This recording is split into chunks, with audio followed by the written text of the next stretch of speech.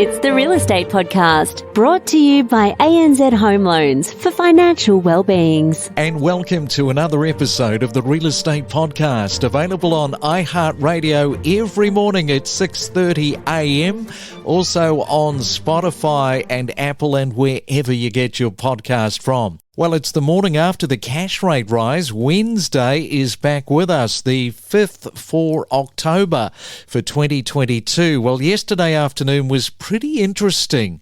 Finally, a little bit of a break from that 50 basis points, with the RBA choosing to go 25, which must mean, it's got to mean that the next rate rise is going to be 25 as well. Surely you can't go from 25 and then back up to 50, but we'll wait and see. Celebrate the 25 is what I say this morning. It was the 6th consecutive increase in the cash rate, which has now been lifted by 2.5 percentage points since the start of May. Now, on that $750,000 mortgage, the quarter percentage point increase will lift monthly repayments by $110. And if you take in all of the rate rises since May, that figure for borrowers to find has increased by $1,030 a month. It is a lot to find that. And one thing is for sure, and this is something we probably need to keep perspective on, and that is that the outlook for the global economy hasn't miraculously improved and can be argued has actually gotten worse. It doesn't help when Putin is talking about tactical nukes, among other things. So we are still like every other country around the world. We're still navigating ourselves out of this. It's your weekday real estate breakfast with news, interviews and predictions every morning on the Real Estate Podcast. Hey, also, if you have a $500,000 loan after yesterday's 25 basis points rise, you will be paying an extra $74. Hey, if you're celebrating your birthday for today, October 5, you are celebrating it with Rose from the Titanic. Yes, Kate Winslet. She is turning 46 years young today. It was on this day back in 2011 Steve Jobs passed away. It's a while ago, eh? And also from the history books, James Bond makes his theatrical debut on this day back in 1962. And we've been seeing all of the destruction with these hurricanes in the US. So bear in mind, on this day in 1864, most of Calcutta was destroyed by a cyclone and around 60,000 people died. Coming up next, we are going to continue the extended interview with Simon Kuestenmacher from the Demographics Group. We spoke to Simon yesterday afternoon. You only got sort of half of that interview, so the full interview is coming up next. It's your real estate podcast for breakfast. It's the Main Centre Forecast with PRD, selling smarter every day. All right, let's have a look at your weather on this Wednesday morning around Australia. Grab the raincoat. You're going to need it in Sydney, expecting rain with 21 degrees. In Melbourne, the rain to increase also, expecting a high of 17. In Brisbane, expecting partly cloudy skies, but it should be dry with 24 degrees. And in Perth today, showers to ease and a high of 21. We talk with leading property commentators with analysis, predictions, forecasts and what's trending every morning from 6:30. G'day there, Simon. Great to have you on the podcast. Great to be back. Well, they have made their call, the RBA. They have decided to go a little bit softer, which is interesting. It's what I was predicting for this month, 25 basis points instead of the 50. Well, that's the result, I guess, that many economists were hoping for, a relatively low increase in order to slow the negative effects on the mortgage owners in particular.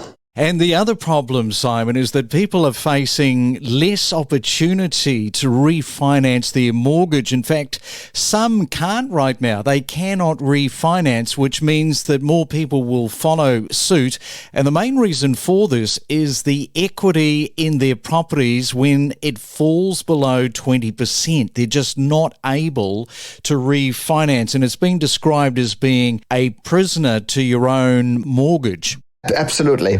And if this occurs at a high enough rate, the market needs to find a solution. This might be a financial product in terms of jumping on interest-only repayments for a couple of years, which of course is a very hard issue for the mortgage holders, or you might need to sell your house. And then you sell your house and you need to enter the rental market, you need to downsize, which of course is still very difficult because we are still operating in market conditions of very low housing stock.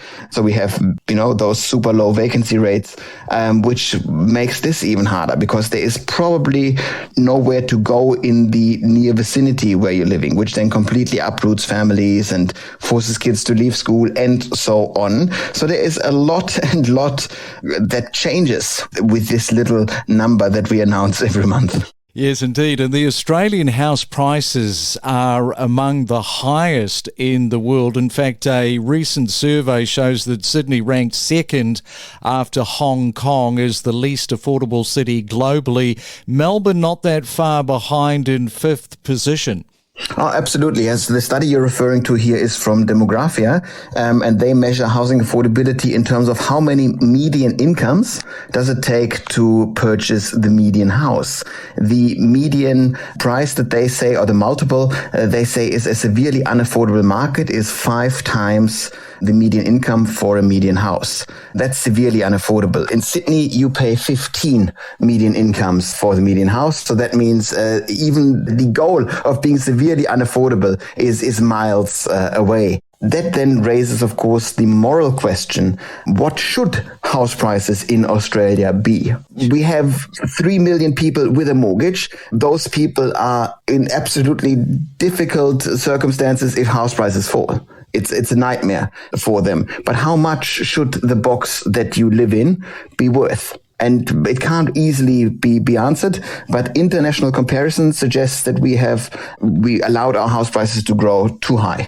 And more Australians right now, they're in negative equity as, of course, house prices are falling. So that's kind of like a double whammy. It certainly is. And we've seen this before, though, in the Western Australian market, where at the height of the mining booms, lots of people purchased very expensive homes and they went into negative equity for probably 4 or 5 years, if not longer, which is psychologically an absolute nightmare. But in the long run, if the market continues to recover and house prices continue to go up, then it was just an uncomfortable period of time, and the property ultimately will still have turned out as a big win, but that's easy to say with the power of hindsight rather than when you're stuck in the moment.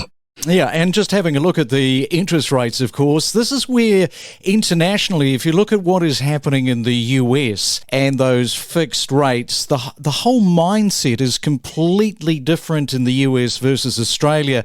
And if Australia had more of the fixed rate mentality rather than the variable rate, things would be much different. Exactly, and that's the problem with the current mortgage holders, that we are in a market where almost all rates are variable, or not almost all, most rates are variable. That means that you are essentially a victim to those rate changes that might come. We're in a market where you already sign up for 30 years, you sign a rate and it's valid for the next 30 years, as in the US. You're not as much of a victim to the changing circumstances over those 3 decades. It might all play out, to be the same over the period of a long loan of 30 years. But again, with a fixed term, you don't have those absolute strong pain points as we have at the moment. That said, at the moment, we are not on crazy high interest rates. The interest rates are still, in the long-term international comparison, relatively low. They're not outrageously high figures. It's just that we got used to very, very low interest rates over a very long period of time in Australia. Yes, and the dilemma, I guess, of being a mortgage holder in Australia. Simon, we'll leave it there. Thanks so much for coming on to the Real Estate Podcast. Really appreciate it. Anytime. We connect you to the best real estate information across Australia. The Real Estate Podcast.